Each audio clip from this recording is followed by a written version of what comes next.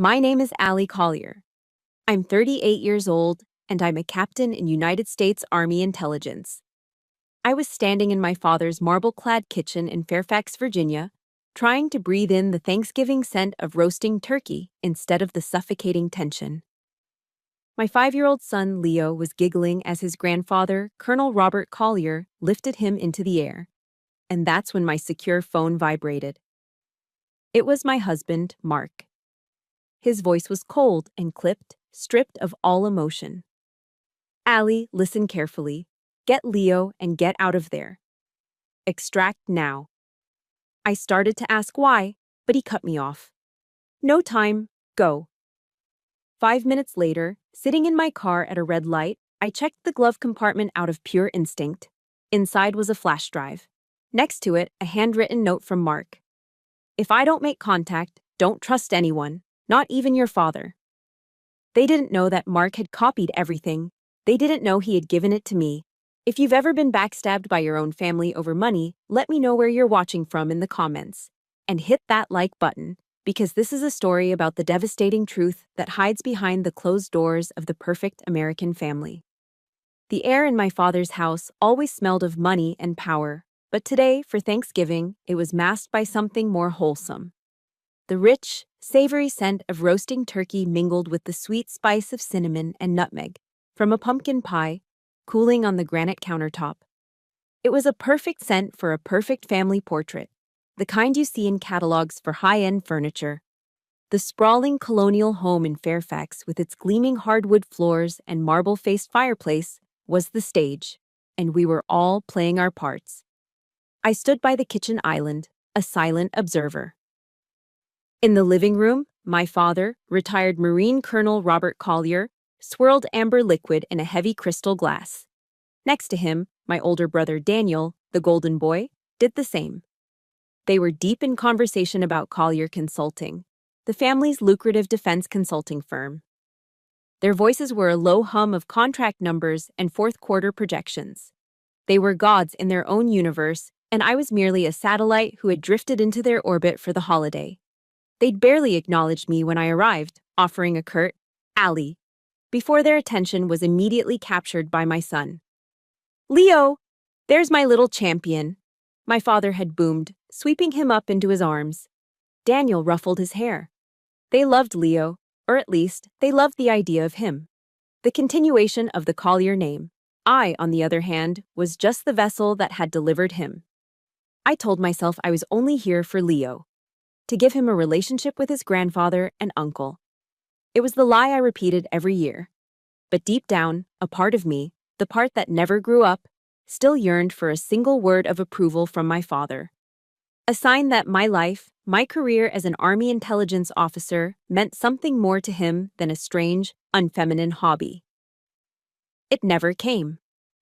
Suddenly, a sharp vibration against my hip cut through the thick atmosphere. Not my personal iPhone, but the burner-like, no-frills device the Army issued me. My family called it my spy toy, an unwelcome piece of my other life, the one they didn't respect, intruding on their perfect Thanksgiving. I slipped out of the kitchen and into the quiet, formal hallway. The caller ID read Mark. "Allie," he said, his voice flat, stripped of all emotion. It was his field voice, the one that meant things were bad. "Mark, what is it? Is everything okay?" "Listen carefully," he said, his words fast and precise. "Get Leo and get out of there. Extract now." The term extract sent a spike of ice through my veins. It wasn't a word a civilian used. It was a command. My training flooded the rising panic, replacing it with cold, sharp clarity. My heart hammered against my ribs, but my voice came out steady. "Mark, what's happening?" "No time," he repeated, and the line went dead. For a moment, I just stood there. The dead phone in my hand, the cheerful sounds from the living room feeling like they were from another planet. Then, I moved. My mind was already running drills, calculating threats. I smoothed my expression into one of mild annoyance, tucked the secure phone away, and walked back to the edge of the living room. My father was now showing Leo his collection of military medals displayed in a glass case. "Look, buddy, this one's for valor." I forced a smile. Oh, shoot, I said, making my voice light. I think Leo spilled his juice box all over my jacket in the car. It's probably getting sticky. I better go grab it, Daniel snorted. Always so organized, Allie. I ignored him, walking over and gently taking Leo's hand. Come on, sweetie, help mommy for a second. My father turned, his gaze unreadable. It was a look I knew well, the colonel's assessment. For a split second, I felt like a raw recruit under inspection. His eyes followed me as I scooped Leo into my arms, his small body a warm, trusting weight against my chest, and walked toward the front door without looking back. The cold November air hit me as I stepped outside. In the driver's seat of my practical, reliable Honda Accord, a car so different from the gleaming BMW and Mercedes in the driveway, my hands trembled slightly as I buckled Leo into his car seat. We're playing a new game, buddy, I whispered, my voice strained. A quiet game. I started the engine, the familiar hum a small comfort. My training, my instincts, screamed at me. Mark's call wasn't a warning, it was an order. Something was already in motion. And then I remembered something he'd said to me last week, a casual comment while packing a go bag for one of his own investigations. Just in case, I put a little something for you in the glove compartment. Insurance. My breath hitched. My fingers fumbled with the latch. The glove compartment clicked open. Inside, nestled next to the owner's manual and a spare pack of tissues, was a small black flash drive. And beside it, a folded piece of paper. Mark's familiar, hurried script. 4 words that shattered my world. Not even your father. The air left my lungs. Not even my father. Colonel Robert Collier, the decorated hero. The man whose honor was the bedrock of our family's identity. The man whose approval I had chased my entire life. The note wasn't just a warning. It was a confirmation of a terrifying, unspoken fear I'd buried for decades. The feeling that something was fundamentally wrong beneath the perfect surface of the Collier family. My father wasn't the fortress protecting us. He was the threat. I slammed the glove compartment shut, my knuckles white. Pulling out of the long tree-lined driveway, I didn't speed. I drove normally, another suburban mom running an errand on Thanksgiving. But inside, I was a soldier behind enemy lines. I merged onto I-66, heading west, away from Fairfax. Away from the house. My mind raced, trying to piece together a puzzle without any of the edge pieces. What did Mark find? What did it have to do with my father? About 5 miles down the highway, it happened. It wasn't a loud, fiery explosion like in the movies. It was a dull, resonant thump that I felt more in my chest than heard with my ears. My eyes shot to the rearview mirror. In the distance, rising above the autumn tree line, in the exact direction of my father's house, was a thick plume of dark gray smoke. It wasn't a gas leak. It wasn't an accident. My intelligence brain knew exactly what it was looking at. That was a controlled, deliberate blast. This was sanitation. A cleanup.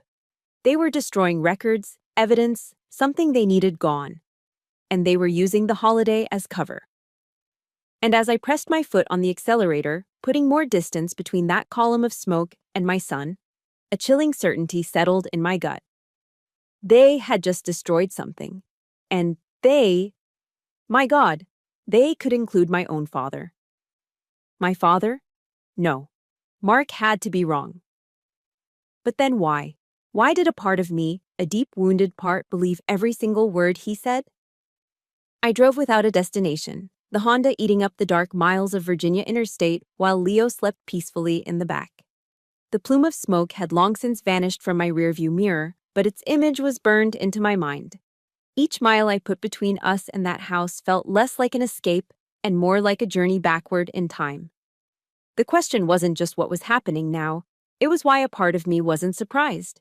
Why Mark's horrifying warning, not even your father, felt less like a revelation and more like a key turning in a lock that had been rusted shut for decades. The truth is, the evidence against my father had been accumulating my whole life. I just never had the courage to read it. My mind drifted, pulled back 21 years. I'm 17, sitting across from my father in his mahogany-paneled office. The room was a shrine to the Marine Corps and the Collier legacy. Medals, plaques, a photo of him with a senator. I had just told him my dream. I wanted to go to West Point. I had the grades, the athletic record, the unwavering desire to serve. I laid it all out for him, my heart pounding with a desperate hope for his approval. He leaned back in his leather chair, a slow, condescending smile spreading across his face. He didn't just smile, he laughed. A short, sharp sound that cut the air and my hope right in two. West Point, he chuckled, as if I'd just told him I wanted to be a circus clown. Allison, that's not for Collier women. Collier men lead. Your brother Daniel, he'll take over the company one day. That's his duty. He gestured vaguely, as if my entire future was an afterthought. You just need to find a good husband. That's your path. He said it so casually, as if he were commenting on the weather. He had laid out my entire life's purpose in a single sentence, and it had nothing to do with who I was or what I wanted. I was not a leader. I was not a soldier. I was a daughter. An accessory to the family name, whose only function was to make a respectable match. The cold dismissal in his eyes that day became the first major crack in the foundation of my world. The memories kept coming, layered one on top of the other like geological strata of disappointment. I remembered a dinner just last year. We were at a high-end steakhouse in Tyson's Corner, the kind of place where deals were made over $1,000 bottles of wine. By then, I was Captain Allie Collier. I'd served 2 tours. I managed intelligence assets worth millions. I knew my job. And my intelligence work had flagged a new subcontractor Collier Consulting was about to partner with in the Middle East. I knew they were dirty. I had seen the reports. I tried to warn them, speaking in quiet, measured tones across the white tablecloth. Dad, Daniel, you need to be careful with this group. Their financials are suspect, and their political ties are complicated. Daniel waved his hand dismissively, a shiny fork glinting under the chandelier. He didn't even look at me. Allie, please, let's leave the business to the adults, okay? He smirked, taking a sip of his wine. You should get back to your son. I'm sure he misses you. The insult was twofold. My professional expertise was childish, and my primary role was, and always would be, motherhood. I looked to my father, expecting him, as a fellow military officer, to at least hear me out, to see the value in my intelligence. He remained silent. He just took a slow, deliberate cut of his filet mignon. His silence was louder than Daniel's scorn. It was an endorsement. My career, my uniform, my sacrifices. In their world, it was all just a cute little hobby. My hands tightened on the steering wheel, my knuckles white. But the memory that truly twisted the knife, the one that made my throat close up even now, was from 5 years ago. My mother's cancer.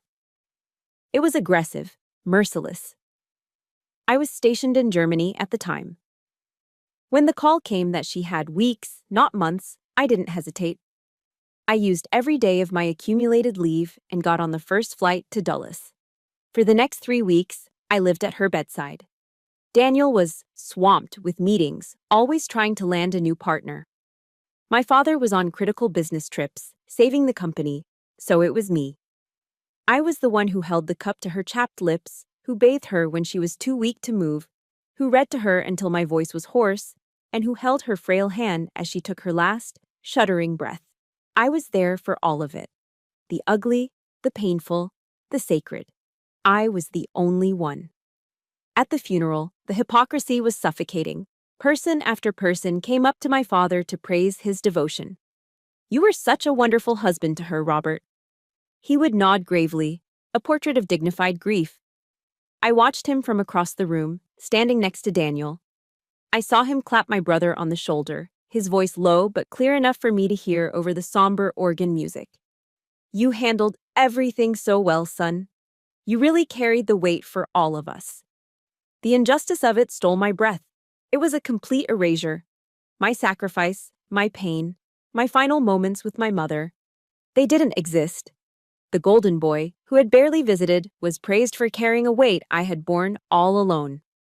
If you have ever been the one to do all the work, only to watch someone else get all the credit, please support this story by hitting the like button and typing "I see you" in the comments. Because on that day, I felt completely invisible, and that's when I finally understood. Mark saw me. He was the only one who ever truly did. He saw the strength my father dismissed as stubbornness. He saw the intelligence my brother mocked as a hobby. He saw the pain I hid behind my uniform. I remember a few months ago, he'd been in my father's office and had glanced at some quarterly reports left on the desk. He didn't say much, just frowned. "Their accounting is creative," was all he'd muttered. He saw the rot then, the same way he saw everything else I was conditioned to ignore. His warning, ringing in my ears now as I drove through the night, wasn't paranoia. It wasn't a mistake. It was the truth, a brutal, ugly truth I had spent 38 years of my life trying not to see. I've been running my whole life, running from their judgment, running towards an approval I would never get. Now, I have to stop running. I have to turn around and face it. I have to find the truth. I owe that to my mother. The memories of the past fueled me, turning grief and resentment into cold, hard resolve. I drove south on I-95, putting more and more miles between my son and the life that had just tried to erase me. Fairfax was a ghost in the rearview mirror. My objective now was simple: disappear. Become a ghost myself. An hour outside of Richmond, I saw what I was looking for. A faded sign for a Sleep Well motel. The kind of anonymous, off-the-highway place that truckers used for a few hours of sleep and no one ever remembered. A true no-tell motel. Before checking in, I made 2 stops. First, a CVS for children's Tylenol, apple juice, and a box of goldfish crackers. The holy trinity of calming down a stressed-out 5-year-old. Second, a dimly lit pawn shop that smelled of dust and desperation. I walked out with a scuffed, older model Dell laptop and $150 less in my wallet. Everything was paid for in cash, from the dwindling emergency stash I kept in my car. I was leaving no digital trail. At the motel office, I signed the register as Jane Smith. The man behind the plexiglass didn't even look up from his crossword puzzle. He slid a key across the counter, and that was that. Our room was on the ground floor, at the far end, with a parking spot right outside the door and a clear view of the highway exit. Perfect. Inside, the room smelled of stale cigarette smoke and industrial cleaner. Before I even took my jacket off, my training kicked in. I did a quick sweep, checking behind the flimsy art on the walls, under the beds, in the phone jack, looking for anything that didn't belong. I checked the window lock and confirmed the bathroom had a second exit route through a small, high window if necessary. Only then did I allow myself to breathe. Leo, bless his heart, was starting to get scared. His lower lip trembled as he looked around the grim little room. "Mommy, I don't like this place. It's yucky. I want to see Daddy."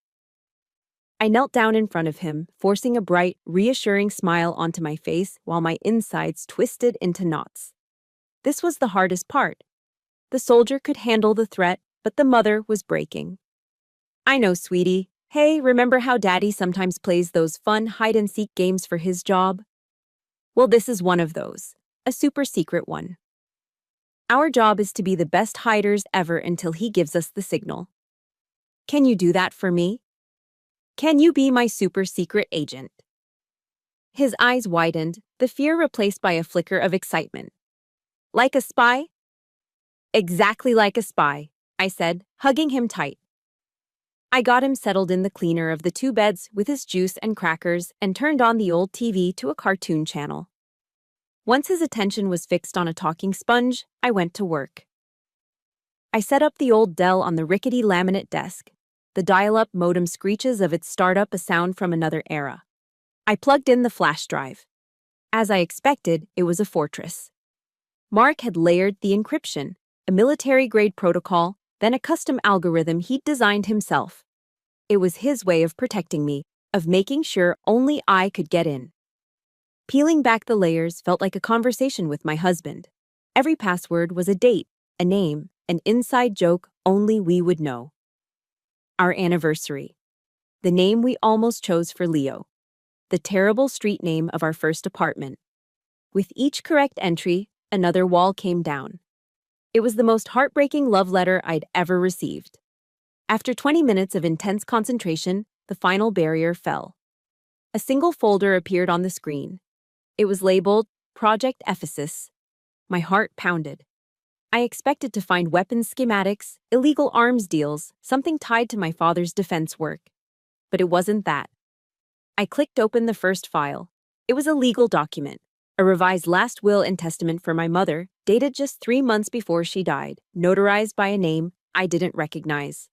This version left her entire personal fortune, her family inheritance that was separate from my father's money, in a trust managed exclusively by Daniel, to be used for the family's best interests. My name was nowhere on it. I clicked on the next file. It was a spreadsheet detailing a series of offshore wire transfers, routing money from Collier Consulting's pension fund into a shell corporation in the Cayman Islands.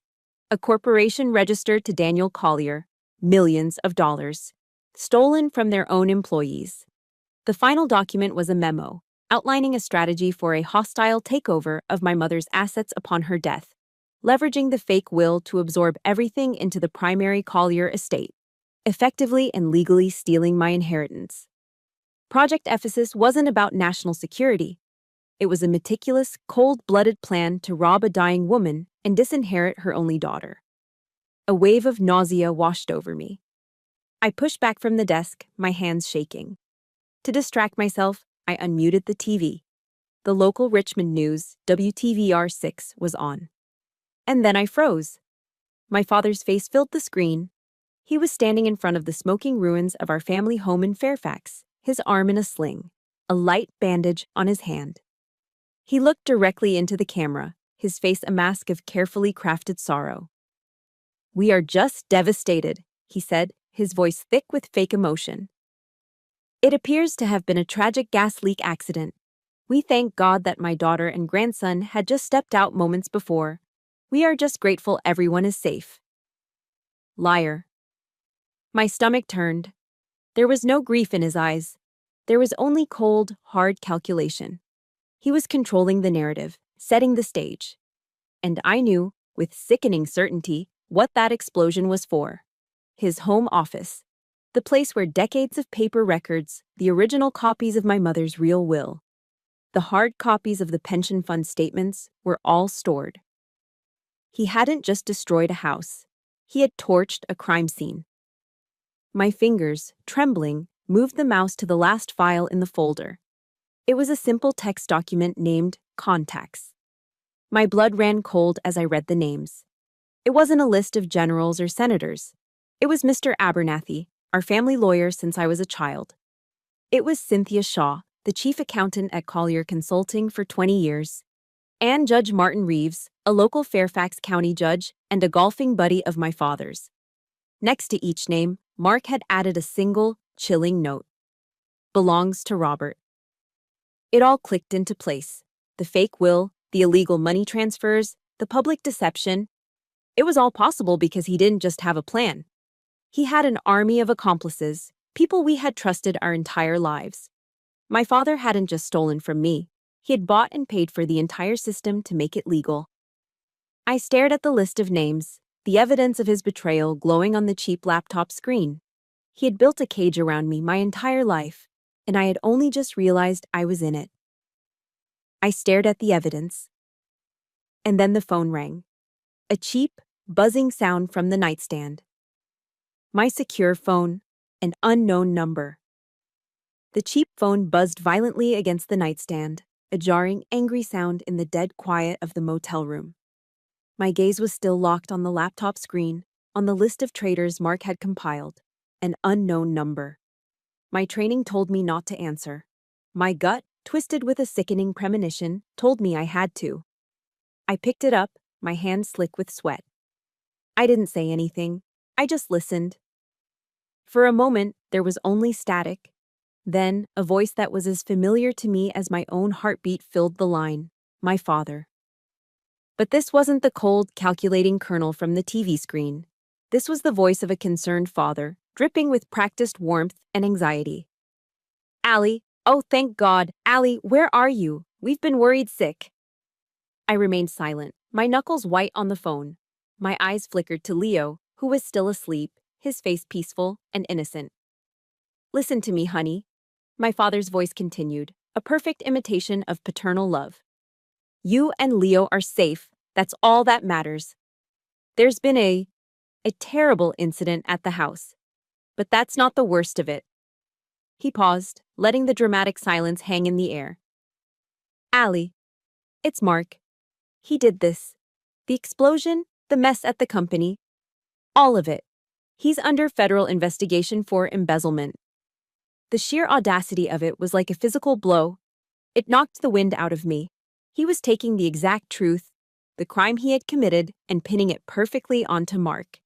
It was brilliant. It was monstrous. It was gaslighting perfected into an art form. My throat was too tight to speak. Are you there, Allie? He pressed, his concern sharpening into impatience. Here, your brother wants to talk to you. Before I could protest, the phone was handed off, and Daniel's voice, sharp and laced with a lifetime of contempt, spat into my ear. Allie, what the hell are you doing? Have you lost your mind? Are you seriously on the run with that two-bit federal agent, that criminal? The word criminal ignited a hot surge of fury in my chest. I still couldn't speak, but my grip on the phone tightened until the plastic creaked. He set up the company, Allie. Daniel's voice rose, shrill and accusatory. He planted evidence, caused the explosion to cover his tracks, and now he's dragged you into it. The police are looking for you. They think you're an accomplice. Do you have any idea what you're doing to the Collier name? To this family? You are destroying everything Dad has built. You stupid, stupid girl. There it was. Stupid. The word he had used on me since we were children. The word that always made me feel small, incompetent, worthless. The accusation that I, the black sheep, was once again the source of the family's shame. Every word was a carefully chosen weapon, designed to hit a nerve, to trigger a lifetime of insecurity. Then the phone was snatched back. My father's smooth, authoritative voice returned, a balm after Daniel's acid. It was a classic interrogation tactic. One bad cop, one good cop.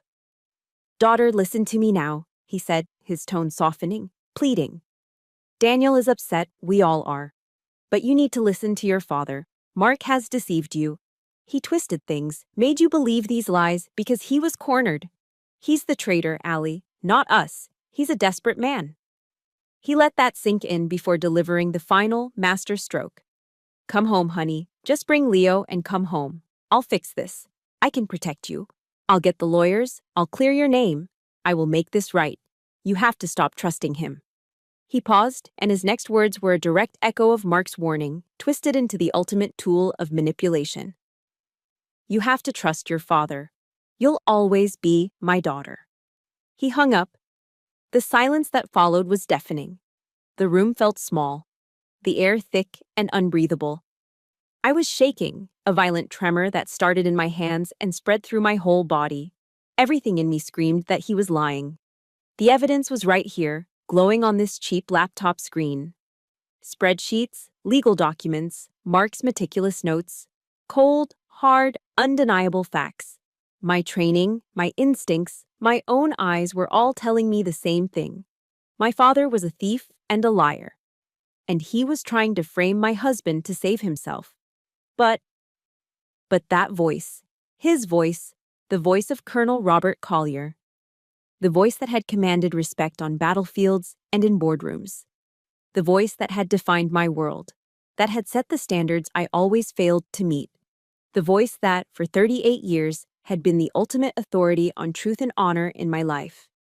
It was a voice that was ingrained in my DNA, hardwired into my subconscious, and for one terrifying, paralyzing second, I doubted everything. Was I wrong? Could Mark, my quiet, steady Mark, be capable of such a monstrous deception? Had I been a fool, manipulated by the man I loved? Was my father, despite everything, telling the truth? Was he just a father trying to protect his family from a threat I was too blind to see? The screen glowed in the dark room. On one side, the digital proof of my father's crimes. On the other, the echo of his voice in my head, a lifetime of conditioning pulling me back into the fold, telling me to obey, to trust, to be a good daughter. It was an impossible choice, believe the evidence of my own mind or believe the man who had shaped it. The conflict was a physical agony, a tearing sensation in my chest. And in that moment, I understood how they had controlled me my entire life. Not with fists, but with this insidious poison of doubt, this warping of reality that made me question my own sanity. But then, the image of my mother's tired face in that hospital bed flashed in my mind. The memory of my father's cold words at her funeral. The sting of their dismissal, over and over and over again. They were lying. The spell broke. The doubt evaporated, replaced by a certainty so cold and pure it felt like ice solidifying in my veins. Everything they had just said was a lie.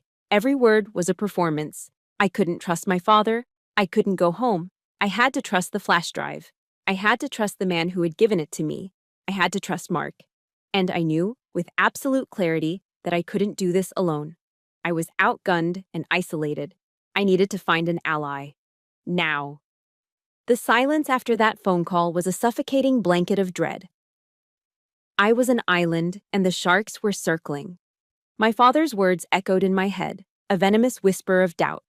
I had the evidence, but I was alone, and they were powerful. I needed an ally. I needed a sign. I needed something more than just my own fractured conviction. As if summoned by my desperation, the screen of the cheap laptop flickered. A notification popped up in the corner. You have one new message. It was an encrypted email client Mark had installed, a ghost program that only activated under specific triggers. My hands trembling, I opened it. The message was simple, direct, and clearly prearranged by Mark for this exact contingency. Allie, it read. If you're reading this, you're in doubt. Go to her. She'll know what to do. Dead drop. Arlington Storage, Locker 47. The key is in the usual place. Below the message was a name that meant nothing to me. Evelyn Reed, Askies. And an address for a law office in Arlington. Mark had a plan. He always had a plan. Hope, sharp and painful, pierced through the fear. First thing was Leo. I couldn't bring him with me. I drove north, back towards the danger zone, my eyes scanning every car in the rearview mirror. My destination was a small townhouse in Alexandria, the home of Sarah, a fellow Army captain I'd served with in Afghanistan. She was a single mom, tough as nails, and one of the few people on earth I would trust with my son's life. When I explained, leaving out the details but conveying the urgency, she didn't ask questions. She just pulled me into a fierce hug and then scooped up a sleepy Leo. He's safe with me, Allie, she said, her eyes firm. Go, raise hell. Leaving him was the hardest thing I'd ever done, a physical tearing in my chest, but I knew it was the only way. Next, Arlington Storage. The usual place was a magnetic key holder tucked deep inside the rear wheel well of my car. Inside the cold, sterile hallway of the storage facility, I found Locker 47. The key turned smoothly. Inside was not a weapon or cash, but a small, heavy, old-fashioned brass key. A key to a safety deposit box. An hour later, I was standing outside a modest brick building in Arlington. The name, Evelyn Reed, attorney at law, etched on a simple brass plaque. This was it. I took a deep breath and walked in. The woman behind the desk was not what I expected. She was maybe 70, with sharp blue eyes, a cloud of unapologetic white hair, and the stern, no-nonsense look of my Irish grandmother. She looked up from a stack of papers, her gaze piercing. She knew who I was before I even said my name. Allison Collier, she said, her voice raspy but strong. I've been waiting for you. I just stared, confused. You have. Your mother, Catherine, was a smart woman, Evelyn said, gesturing to the chair in front of her desk. Smarter than your father ever gave her credit for. She knew this day might come. Evelyn's office felt like a safe harbor, filled with books, the scent of old paper, and Earl Grey tea. She came to me a year before she passed. Robert was already pressuring her to sign over her personal assets. She refused. Instead, she had me set up a secret trust fund. For you and Leo. She slid a single piece of paper across the desk. She knew he would try to take everything from you the moment she was gone. She wanted to make sure you had a way out. My eyes blurred with tears as I looked at the document. My mother had known. She had seen the rot in my father, the greed in my brother, and she had built me a lifeboat. Evelyn slid the heavy brass key I'd found toward me. This is for her safety deposit box at the bank down the street. She left something else for you in there. Something more important than money. The bank vault was cold and silent. The teller left me alone in the small private viewing room. My hands shook as I unlocked the long metal box and lifted the lid. Inside, resting on a stack of official-looking trust documents, was a single, sealed envelope of heavy cream-colored stationery. My mother's elegant, familiar handwriting was on the front. For my Allie. With trembling fingers, I tore it open. The letter inside was dated just weeks before she died. My dearest Allie, if you are reading this, it means I am gone, and the world has shown you the face I always feared it would. Please, listen to my words now. Never, not for 1 second, let your father or your brother define your worth. Their world is built on money and reputation, but yours is built on something true. Honor, strength, and a courage they could never understand. You are not a disappointment. You are a captain in the United States Army. You are a mother. You are my finest, most beautiful legacy. They will try to make you feel small because your light exposes their darkness. Do not let them. This money is yours. It is your freedom.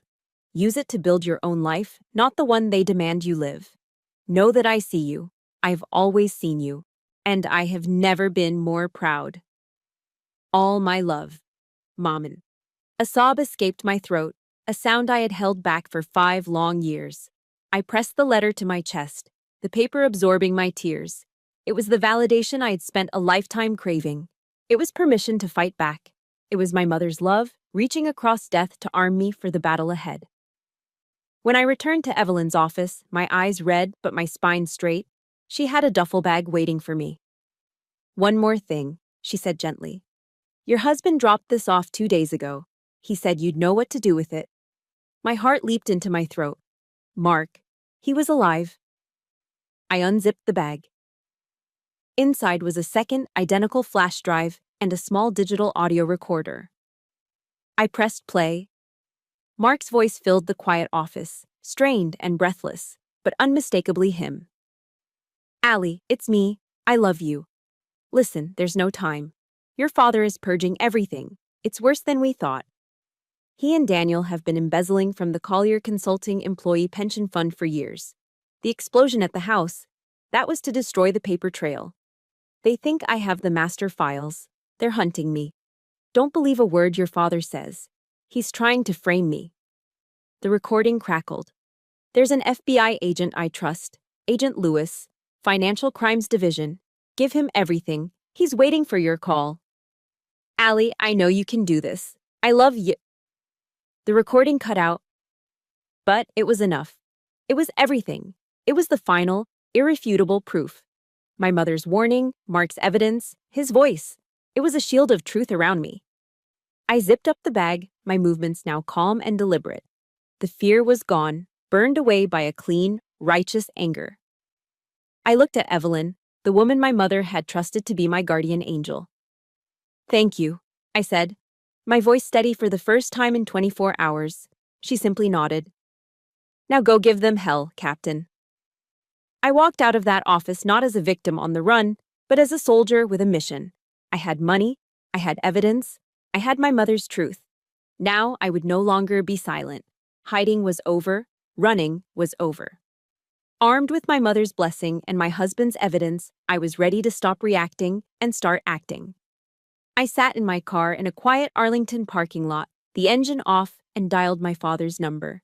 He answered on the first ring. Allie, he said, his voice a smooth cocktail of relief and authority. You made the right choice. Where are you? I'll meet you, I said, my voice low and even, betraying none of the furious energy coursing through my veins. Alone. In 1 hour. Where? I chose the location carefully, turning his own hypocrisy against him. The old post chapel at Fort Myer, the one you took me to every Sunday when I was a child. I let the symbolism of it hang in the air between us, a place of God, of honor, of truth. Just you, Dad, no one else. I'll be there, he said, and hung up. He thought I was coming to surrender. He had no idea I was coming to fight. The chapel was exactly as I remembered it, smelling of old wood, lemon polish, and faint incense. Sunlight streamed through the stained glass windows, painting the empty pews in jewels of red and blue. It was quiet, a hollow, sacred silence. It was the perfect place to bury a lifetime of lies. He was already there, standing near the altar, his back to me. Dressed in a perfectly tailored suit, he looked every bit the distinguished military legend. But when he turned, he wasn't alone. Daniel stood beside him, his arms crossed, a smug, impatient look on his face. Of course. My father never went anywhere without his loyal soldier. It wasn't a meeting, it was an ambush. They hadn't come for reconciliation, they had come for the flash drive. "You're late," Daniel sneered as I walked down the center aisle, my footsteps echoing in the cavernous space. "You brought your attack dog, I see," I said, stopping a safe distance from them. "That's enough," my father commanded, his voice sharp. "This foolishness ends now, Allison. Give me the drive." Daniel took a menacing step forward. "Just hand it over, Allie. Don't make this any harder than it has to be. For you, or for your son." The threat, so casually delivered, hung in the sanctified air. He was threatening Leo, my son, in a house of God. The last thread of my restraint began to fray. I met my father's gaze. It was cold, devoid of any warmth, any fatherly affection. It was the gaze of a man assessing a tactical problem. He stepped forward, his shadow falling over me. His voice was no longer pretending to be concerned. It was pure, undiluted ice. "Daughter," he began, the word a mockery on his lips, "you have always been a disappointment.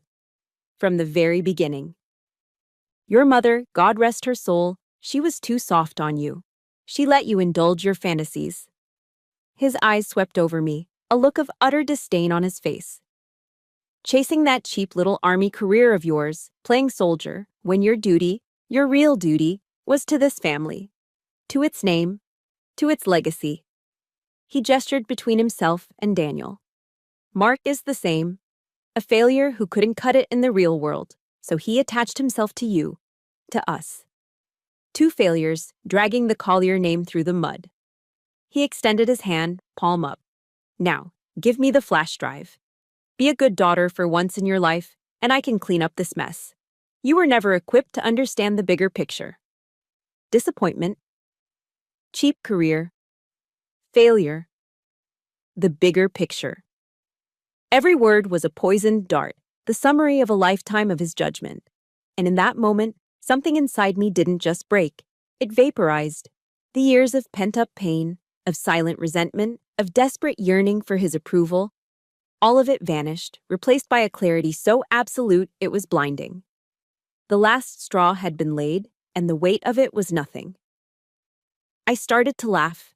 It wasn't a happy sound. It was cold and sharp and humorless. It was the sound of a chain snapping. They both stared at me, their confident smirks faltering. They had expected tears, pleading, surrender. They had never, in my entire life, heard me laugh at them. "The bigger picture," I said, my voice dangerously quiet. "Let's talk about the bigger picture, Dad." I took a step forward into the light, claiming the space between us. "You really think I don't know?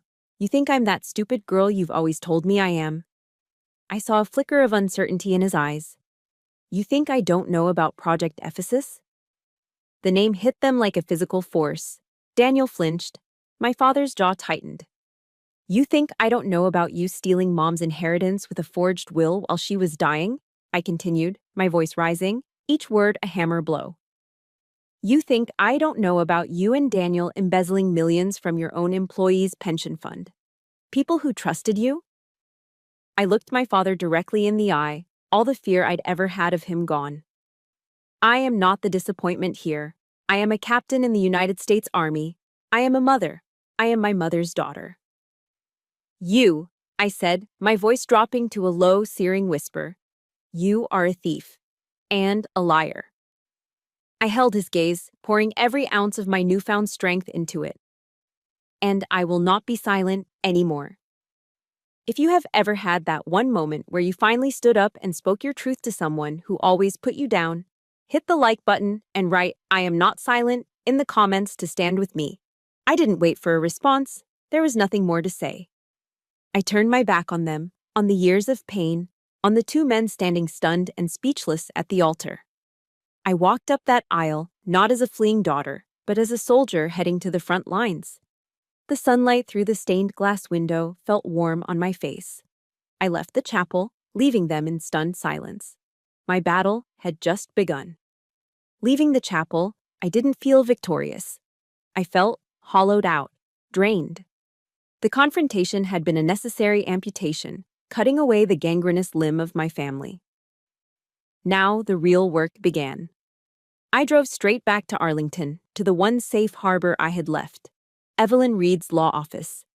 The battle for my soul was over. The battle for justice was about to begin. When I walked in, Evelyn took one look at my face and put a kettle on without a word. She knew. An hour later, we were no longer in her office, but in a sterile, anonymous conference room in a federal building in downtown D.C. Across the table from us sat Special Agent Lewis of the FBI's Financial Crimes Division.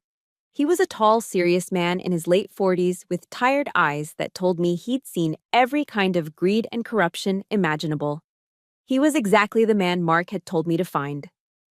"Captain Collier," he said with a nod, "I'm glad you called." With Evelyn at my side, I laid it all out. The two flash drives, Mark's original and the one he'd left with Evelyn, were placed in the center of the polished table. I played the audio recording of Mark's message. I handed over the copy of my mother's real will and the trust fund documents. Evelyn walked him through the legal fraud of Project Ephesus, while I detailed the timeline of events, from the Thanksgiving dinner to the explosion to the manipulative phone call.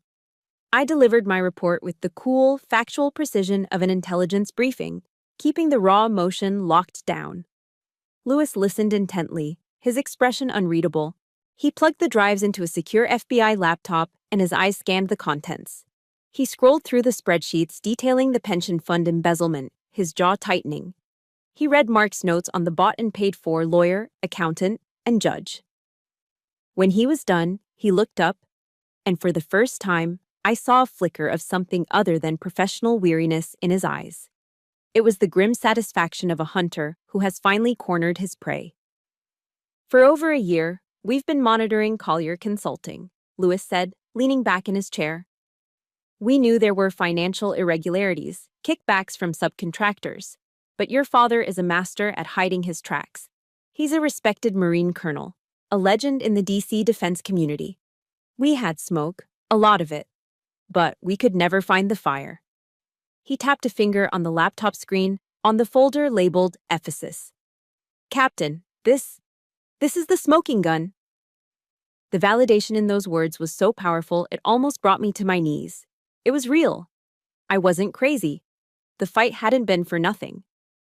Suddenly, the adrenaline that had been fueling me for the past 48 hours evaporated, leaving behind a profound, bone-deep exhaustion.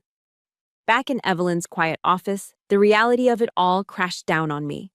I sank into the chair, the weight of the betrayal, the fear for Mark, the confrontation with my father, all of it threatening to pull me under. Evelyn placed a steaming cup of Earl Grey tea in my hands, her touch firm and steady. "Your mother would be so proud of you, child," she said softly. My eyes fell on a book sitting on the corner of her desk. It was Daring Greatly by Brené Brown. I'd read it years ago, but one line came back to me with stunning clarity. "Vulnerability is not weakness. It's our greatest measure of courage." All my life, I had tried to be strong in the way my father defined it. Stoic, unemotional, tough. I had hidden my hurt, my unfeminine ambitions, my vulnerabilities. I had stayed silent to avoid his judgment, to avoid being called a disappointment. But I realize now that my silence hadn't been strength. It had been fear. Exposing my family's toxic truth, laying bare the ugliest, most painful parts of my life for the world to see, that was my greatest vulnerability. And according to Brené Brown, it was also the bravest thing I could possibly do. I was silent for too long, I said, more to myself than to Evelyn, because I was afraid of what they would call me. I looked up at her, a new strength solidifying within me. But Brené Brown is right. Telling the truth is courage. I'm done being weak. Evelyn smiled, a small, fierce smile. Good. Then let's make a plan. For the next hour, we became a war council. The three of us, the soldier, the lawyer, and the Fed, mapped out the endgame. The strategy was a three-pronged attack. First, Agent Lewis and his team would secure a warrant to raid the Collier Consulting headquarters in Tyson's Corner. Second, Evelyn would file an emergency injunction to freeze all of my father's and Daniel's personal and corporate assets, based on the evidence of the fraudulent will and embezzlement. The final piece was the key to making the charges stick. We need a star witness to walk the jury through these documents, Lewis said. We need Mark's testimony. A cold knot of fear tightened in my stomach. We don't know where he is. They're hunting him. Agent Lewis held up a hand. About that, he said, and a small smile touched his lips for the first time. Mark is safe, Allie. He's in a secure FBI safe house. The breath I'd been holding for 2 days rushed out of me in a ragged sob. Relief, so potent and overwhelming, flooded through me, and I finally let the tears fall. He was alive. He was safe. Lewis continued gently. He made contact with us the moment he got clear of the blast. He knew your father would try to frame him, and he knew they'd be monitoring his devices. He couldn't risk calling you directly. He had to go dark. He leaned forward, his expression serious. He told us about the drives. He said he had given the key to you. He was waiting, Allie. He was betting on you to get the evidence out and bring it to us. He looked me straight in the eye. He knew you were strong enough to do this part on your own. The words landed, not just in my ears, but in my soul. He hadn't abandoned me. He had trusted me. In a world where my own father saw me as a disappointment, my husband saw me as a capable, equal partner, a soldier he could count on to complete the mission. My tears stopped. My resolve hardened into steel. My father and brother just called an emergency board meeting for tomorrow morning, I said, my voice clear and cold, to announce that Mark is a fugitive and to consolidate their control of the company. Lewis and Evelyn exchanged a look. The trap was set. They thought they were calling a board meeting to seize power. They had no idea they were walking right into our ambush. The next morning, the stage was set. The Collier Consulting headquarters in Tyson's Corner occupied the top floor of a gleaming glass tower, a monument to my father's ambition. I sat with Evelyn in a coffee shop across the street, watching the key players arrive. First, Mr. Abernathy, the family lawyer, then Cynthia Shaw, the chief accountant, then Judge Reeves. The rats, obediently gathering for a meeting they thought would enrich them. Finally, a black Lincoln Town car pulled up, and my father and Daniel stepped out. They strode into the building with the unshakable confidence of kings entering their court, ready to formalize their coup. They had no idea they were walking into a cage. Agent Lewis and his team were already in position on the floor below, waiting for our signal. My heart was a hammering drum against my ribs, a frantic, wild rhythm. But on the outside, I was perfectly still. I had spent the night before meticulously pressing my Army service uniform, the formal Class A's, with the jacket, the ribbons, the polished brass. It was my armor. Today, I would not be Allie Collier, the disappointing daughter. I would be Captain Collier of the United States Army, and I would remind my father what true honor looked like. It's time, Evelyn said, her voice calm and steady. We stood up, leaving our unfinished coffees on the table, and walked across the street to the tower. We waited in the hallway outside the main boardroom, listening. My father's voice, amplified by a speaker system, boomed through the heavy oak doors. He was in the middle of his performance, painting a picture of betrayal for the board members. A tragic situation, he was saying, his voice resonating with false gravity. My son-in-law, Mark, a man we welcomed into our family, has abused our trust in the most profound way. The evidence of his embezzlement is clear. The explosion at my home was a desperate act to destroy records, and he has manipulated my own daughter into joining him on the run. That was our cue. I pushed the doors open. The entire room fell silent. All 20 board members, a sea of expensive gray and navy suits, turned as one to stare.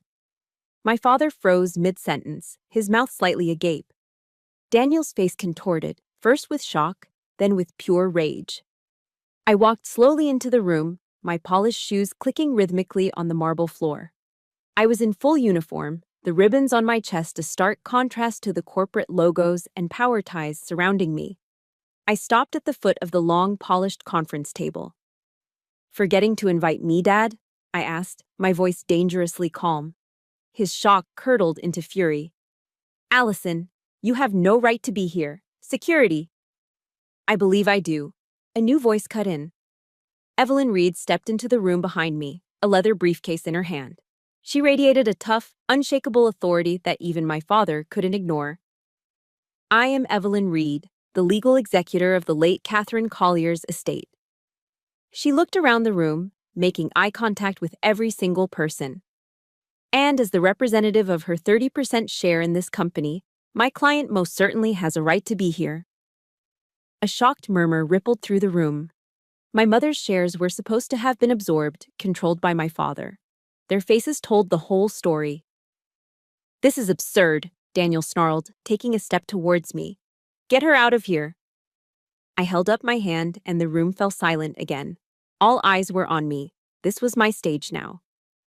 "This meeting isn't about Mark," I announced, my voice clear and ringing, carrying to every corner of the room. "This meeting is about Project Ephesus." I saw Abernathy and Shaw flinch at the name. My father's face went pale. "It's about the $15 million you," I said, pointing directly at my father. "And you," I added, shifting my gaze to Daniel. "Embezzled from your own employees' pension fund. It's about the fraudulent will you created to steal my mother's inheritance while she lay dying. It's about fraud. It's about theft. It's about honor." "You shut your mouth!" Daniel lunged, his face a mask of primal rage, his hand reaching for me. He never made it. "That's far enough, Mr. Collier," a calm voice commanded from the doorway. The boardroom doors swung fully open. Agent Lewis stepped inside, flanked by 2 other FBI agents, their jackets open to reveal their sidearms and badges. The board members gasped, shrinking back in their chairs. "No," Lewis said, his voice cutting through the tension like a razor. He looked directly at my father. "Colonel Robert Collier, you are under arrest for wire fraud, embezzlement, and conspiracy." 2 agents moved swiftly toward my father, who stood frozen, his face a grotesque mask of disbelief and fury. The other agents intercepted Daniel, spinning him around and cuffing his hands behind his back with brutal efficiency. The sound of the handcuffs clicking shut echoed in the stunned silence of the room. My father didn't look at the agents. He didn't look at the horrified board members. He looked at me. His eyes were filled with a hatred so pure, so venomous, it was almost stunning. "You," he hissed, the word filled with a lifetime of venom. "You did this. You destroyed this family." "No." The voice came from behind the FBI agents, and a figure stepped out into the room. It was Mark. His arm was in a sling, his face bruised, but his eyes were clear and steady as he looked at my father. "You did that to yourself," Mark said, his voice quiet but firm for everyone to hear. He came to stand beside me, a solid, unwavering presence. "Allie didn't destroy anything." He took my hand, his grip warm and strong. "She just chose not to cover for your crimes anymore." The great Colonel Robert Collier, the legend, the patriarch, finally broke. His shoulders slumped in defeat as the agents led him away. Daniel was right behind him, muttering curses under his breath. The room was left in a state of utter shock, the remaining board members looking at each other, at me, at the ruins of the company they had hitched their wagons to. It was over. The truth had finally exploded into the light. The takedown in the boardroom wasn't an end. It was the detonation. The days that followed were the fallout, a slow, toxic cloud of scandal that settled over everything. The story was front-page news.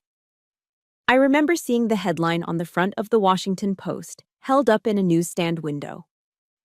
"Local war hero, son arrested in multi-million-dollar fraud scheme." The picture below it was of my father in his dress uniform, a photo from a decade ago. A symbol of honor placed directly above the story of his absolute disgrace. The Collier name, once a fortress of respectability in Northern Virginia, was now a ruin.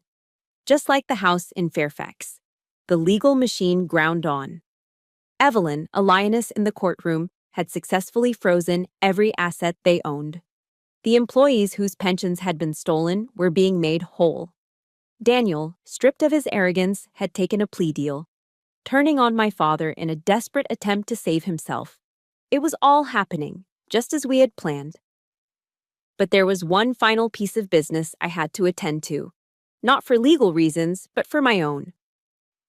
My therapist, a kind woman who had helped me navigate the initial shock, had advised it. "You don't need his apology, Allie," she had told me. "You just need your closure." So I went.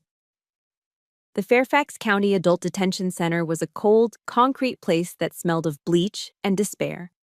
The visiting room was a line of booths separated by thick, scratched plexiglass. I sat down and waited. When he walked in, the sight of him was jarring. The tailored suits were gone, replaced by a baggy, bright orange jumpsuit. The confident stride of the colonel was gone, replaced by the slow shuffle of an inmate. But when he sat down and picked up the phone receiver, the look in his eyes was unchanged. It was the same cold, appraising stare. There was no remorse. There was only strategy. He spoke first. "I knew you'd come." I didn't answer. I just looked at him, trying to see the father I'd once worshipped. He was gone. Maybe he had never been there at all. "There's still a way out of this, you know," he said, his voice a low, conspiratorial murmur. "For the family. For the company." He leaned forward, his eyes intense. "You can still save me. Save us." I felt a weary, sad disbelief. Even here, stripped of everything, he was still trying to manipulate me. "You tell them Mark forced you," he continued, laying out his insane plan. "Tell them he was abusive, that he coerced you into this. You were unstable, grieving your mother, not thinking clearly. We can paint him as the villain, salvage the company's reputation. We can still fix this, Allison." He actually believed it. He believed that after everything he had done, the theft, the lies, the betrayal, that my loyalty should still belong to him. He believed I would sacrifice my husband, my integrity, and my own sanity to save the precious Collier name. The sheer, breathtaking narcissism of it was the final confirmation I needed. The man sitting in front of me was a stranger. I took a slow, deep breath, the last vestiges of a daughter's hope leaving my body with that exhale. I was finally free. I looked him straight in the eye, my gaze clear and steady. "No," I said, my voice quiet, but carrying through the cheap plastic receiver with absolute finality. "There is no us. There is no fixing this. I didn't come here to save you, Dad. I came here to say goodbye." He stared at me, his mouth falling slightly open, genuinely shocked that his puppet was refusing to dance. "I spent 38 years of my life twisting myself into knots, trying to earn your approval. Trying to be worthy of your love," I continued, the words coming easily now. A truth I had waited a lifetime to speak. "I joined the army to make you proud. I tried to be the perfect daughter. I stayed silent when you and Daniel belittled me, because I thought that's what family did. But I'm done now." I let the words settle in the space between us. "You told me in the chapel that I have always been a disappointment to you." I gave him a small, sad smile. "Well, here's the truth. I am not your disappointment. You are my disappointment." I saw the flicker of rage in his eyes, the mask of the calm manipulator finally cracking. But it didn't matter anymore. His anger had no power over me. "Goodbye, Robert," I said, using his first name for the first time in my life. I gently placed the receiver back in its cradle, stood up, and walked away. I did not look back. That evening, Mark and I sat on the wide, welcoming porch of Evelyn's Arlington home. She'd insisted we stay with her until we found our footing. The sun was setting, painting the sky in soft shades of pink and orange. We were sipping tall glasses of sweet iced tea, the condensation dripping onto our hands. We had picked up Leo from Sarah's house that afternoon. He was now fast asleep upstairs, safe and sound. the quiet hero of a war he never knew was fought. We sat in a comfortable silence for a long time, simply breathing. We were exhausted, hollowed out, but for the first time in what felt like an eternity, we were at peace. Mark finally broke the silence, his voice soft. "This is going to take a long time to heal from, you know." I reached over and took his hand, lacing my fingers through his. His hand was warm and strong, a familiar anchor in a world that had been turned upside down. "I know," I whispered. I leaned my head on his shoulder, watching the last sliver of the sun disappear below the horizon. The fight was over. The fallout was just beginning. But as the first stars began to appear in the twilight sky, I felt a lightness in my chest I hadn't realized was missing. The crushing weight of trying to be someone I wasn't for a man who would never see me was finally gone. "But for the first time in my life," I said, my voice thick with emotion, "I feel free. I no longer have to try to be worthy of his love." A year can change everything. It's long enough for wounds to scar over, for storms to pass, and for new things to begin to grow in the scorched earth. 1 year after that Thanksgiving, my world was unrecognizable, and for the first time in my life, it was a world of my own making. The legal battles ended not with a bang, but with the quiet final thud of a judge's gavel. My father, the great Colonel Robert Collier, was sentenced to 15 years in federal prison. Daniel received 7. Their appeals were denied. Collier Consulting, the gilded monument to their greed, was dismantled, its assets liquidated to pay back the employees whose trust they had betrayed. The Collier name was now synonymous with disgrace. But I was no longer a Collier, not in the way that mattered. I was something new. With Evelyn's guidance, I took the inheritance my mother had fought to protect, along with the assets recovered in the settlement, and I gave it a new purpose. It wasn't my money to hoard, it was a legacy to be shared. We established the Collier Reed Heritage Foundation. I insisted on using my mother's maiden name, Reed, pulling her identity out from under my father's shadow and placing it front and center. Our foundation is a nonprofit dedicated to providing legal and financial aid to military families, the very people my father's greed had targeted. We help them fight foreclosures, navigate benefits, and stand up to the kind of institutional power that preys on the vulnerable. It's my mother's legacy, transformed from a shield for one into a shelter for many. We didn't stay in Fairfax. The ghosts there were too loud. Mark, Leo, and I moved away from the suffocating wealth and judgment of Northern Virginia. We found a new life in a small, quiet town nestled in the Blue Ridge Mountains, just outside of Charlottesville. We live in a normal house, a simple 2-story colonial with a big backyard and a porch swing. It's not a mansion. There is no marble or mahogany. It's just a home, filled with the sounds of Leo's laughter and the smell of coffee in the morning. It's real. I'm still Captain Collier. I didn't let them take that from me, but I requested a transfer. My work is no longer in the shadows of intelligence gathering. I now serve in a unit that focuses on ethics training and psychological support for soldiers and their families.